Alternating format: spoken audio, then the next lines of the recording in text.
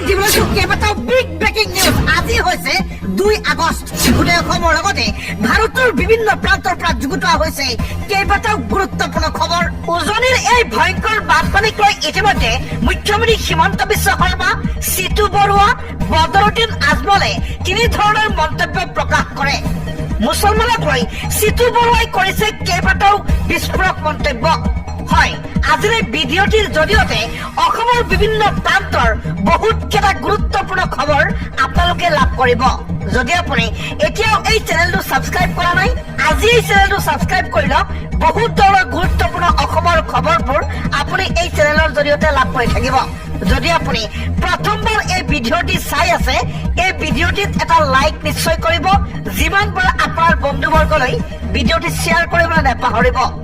বন্ধুসকল, মুখ্যমন্ত্ৰী হিমন্ত বিশ্ব শৰ্মা, সিতু বৰুৱা, বদৰুদ্দিন আজমলে কৰা মন্তব্যবোৰ মই আপোনালোকক এটাৰ পিছত এটাকৈ জনাবলৈ যত্ন কৰিম। তাৰ পিছত ইয়াৰ উপৰিও আৰু বহুত কেইটা গুৰুত্বপূৰ্ণ খবৰ আপোনালোকৰ বাবে। অসমৰ মিয়া মুছলমানক লৈ জাতীয় সংগ্ৰামী সেনাৰ সভাপতি সিতু বৰুৱাৰ মুখত এনেকুৱা কিছুমান মন্তব্য, যি মন্তব্য শুনিলে আপোনাৰ চকু কপালত উঠিব। হয়, ঠিকেই শুনিছে। জাতীয় সংগ্ৰামী নেতা সিতু বৰুৱাৰ মুখত অসমৰ মিয়া মুছলমানৰ নাম। কি মন্তব্য কৰে সবিশেষ জনাইছো। লগতে মুখ্যমন্ত্ৰী হিমন্ত বিশ্ব শৰ্মাই এক ডাঙৰ তালিকা প্ৰস্তুত কৰিছে মিয়া মুছলমানৰ। উপৰিও মুছলমানসকলক সকীয়াই দিয়া গৈছে। মুছলমানৰ নাম ব্যৱহাৰ কৰি বহুতে অসমত সন্ত্ৰাস চলাই গৈছে, তাৰ এক ডাঙৰ তালিকা প্ৰস্তুত কৰা হৈছে। সবিশেষ আপোনালোকে জানিব। আগতে সিতু বৰুৱাৰ মন্তব্য শুনক কি কৈছে। উজনিৰ বানৰ মাজতে জাতীয় সংগ্ৰামী সেনা অসমৰ নেতা সিতু বৰুৱাৰ বিস্ফোৰণ।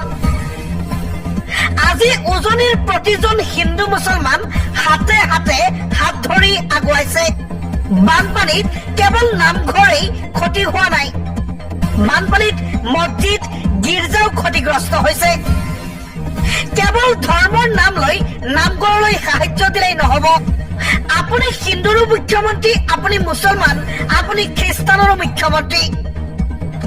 নামঘৰৰ সমানে সমানে মছজিদ, গীৰ্জালৈ সাহায্য আগবঢ়াওক বুলি সিতু বৰুৱাৰ বিস্ফোৰণ। আজি উজনিৰ প্ৰতিজন হিন্দু মুছলমান হাতে হাতে হাত ধৰি আগুৱাইছে। এই হিন্দু মুছলমানৰ ৰাজনীতি হিমন্ত বিশ্ব শৰ্মাই বন্ধ কৰক বুলি ইতিমধ্যে সকীয়াই দিছে সিতু বৰুৱাই। হিন্দু মানুহৰ ঘৰত মুছলমান মানুহৰ ঘৰত হিন্দুৱে আশ্ৰয় লৈছে। শিৱসাগৰৰ চন্দ্ৰকৰ মছজিদত বহু হিন্দু মানুহে আশ্ৰয় লৈ আছে।